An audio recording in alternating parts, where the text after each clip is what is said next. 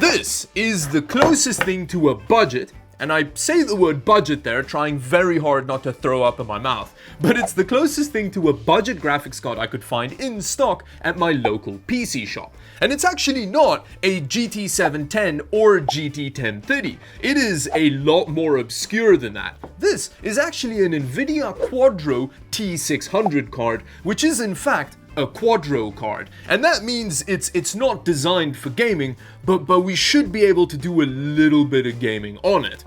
Although I'm not expecting fireworks here, considering that there was nobody knife battling in the streets outside of the shop to get to it, so yeah, I think it's gonna be pretty bad. But before we get into just how bad it is, it's time for a word from today's video sponsor that helped me pay for it. Linode. Today's video is sponsored by Linode, which is a powerful and easy to use Linux-based web hosting service that's currently the top-rated infrastructure as service provider on G2. Very impressive. Linode also has an extensive marketplace of fully configured one-click apps for whatever use case you need Linux-based web servers for. Be it WordPress development, file hosting, database management, video hosting, or even games servers, Linode has you covered. Other than that, if you have a heavy computational load, Linode is an affordable and easily scalable option. Linode is also in the process of implementing Google Pay, which will make your monthly payments more seamless. If all of this sounds good to you, sign up to Linode using the link in my description below to get a $100 60-day credit.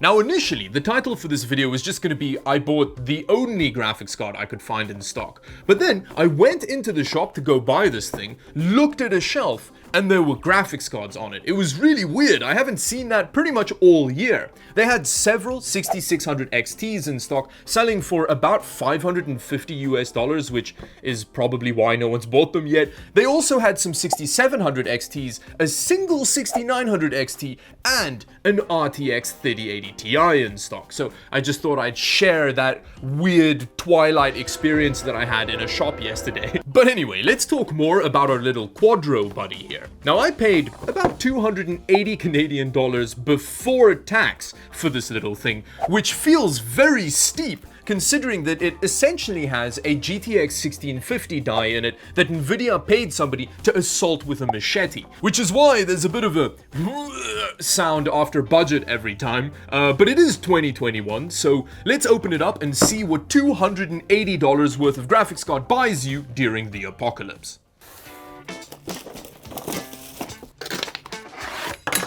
Oh, it's so cute. Not $280 cute, but it's cute. So it comes with a lifetime supply of little baby DisplayPorts, two full-size DisplayPort adapters, and nothing else really, aside from the little graphics card. Oh, that was very gracefully done. It does smell really nice for a new graphics card. I don't know if that's part of what you pay for when it comes to Quadro cards, but it's definitely the best smelling graphics card I've ever unboxed. Now it does have an unsatisfyingly small heatsink, even for a GTX 1650 based GPU, but like I said before, they did actually lob some cores off. Now this version does have 4 gigs of GDDR6, so that is the same frame buffer as some of the versions of the GTX 1650. It's got a very unique selection of display outputs. We've got 4 little baby display ports, which is very useful if you want to get as many video outs on a low profile graphics card as possible.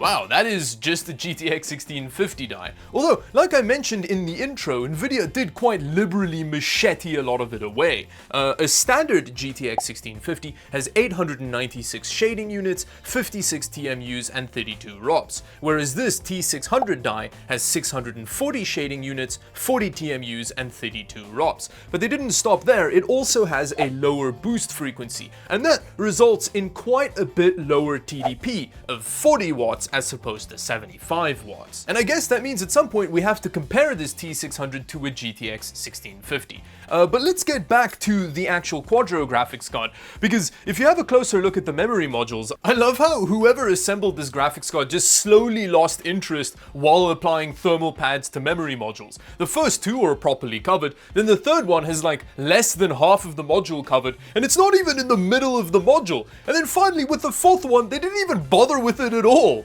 But it is a Quadro card, so I guess they are built different. But anyway, on that note, I think it's a good time to see how this thing games. So I'm gonna drop it in the sleeper PC build that I did a while ago that has 16 gigs of DDR4 running at 3600 megahertz with a Ryzen 3 5300G. So let's see what kind of performance we get from this neutered 1650.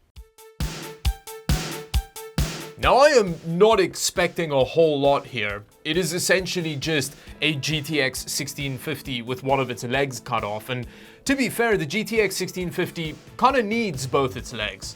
We're quite optimistically starting with high settings at 1080p, so yeah, let's see how it goes. That's actually not bad. We're not cranked settings-wise, but there's, the game's looking pretty good. And we're averaging a pretty solid 60 frames per second. This is definitely a considerable performance upgrade over the iGPU in the 5300G that we have here.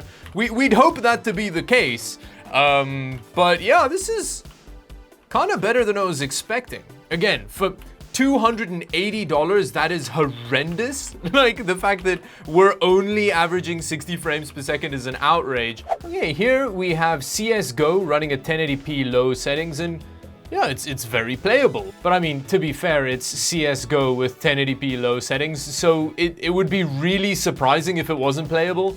It does feel a bit input laggy though. Yeah, this is not the greatest CSGO gaming experience ever. Doom Eternal at 1080p low settings is running okay. Doom feels better at a higher frame rate than this, to be honest, but it's not bad. It's definitely playable.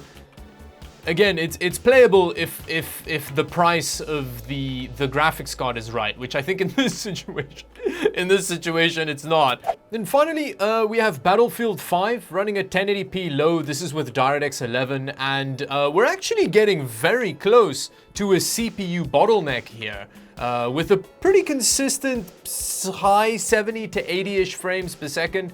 Honestly, it feels pretty good. Battlefield 5 is very playable on the system, actually. It looks pretty good as well. One thing that I will say for all of the games that we've looked at today,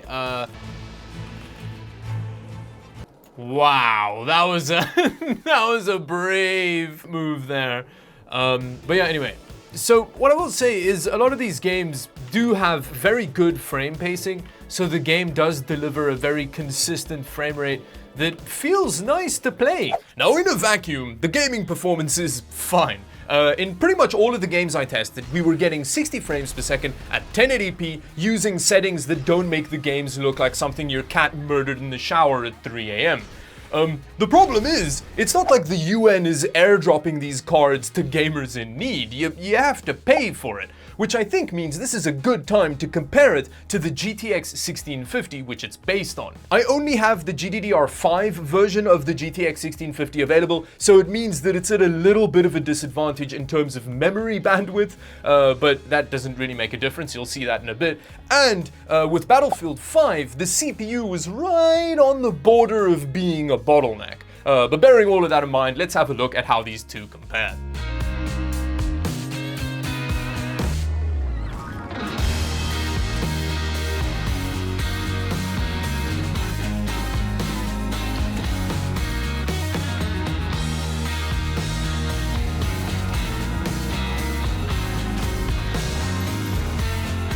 So compared to a graphics card that was launched 3 years ago for $150 and wasn't particularly good value for money when it was launched, we're getting about 40% less performance for $70 more.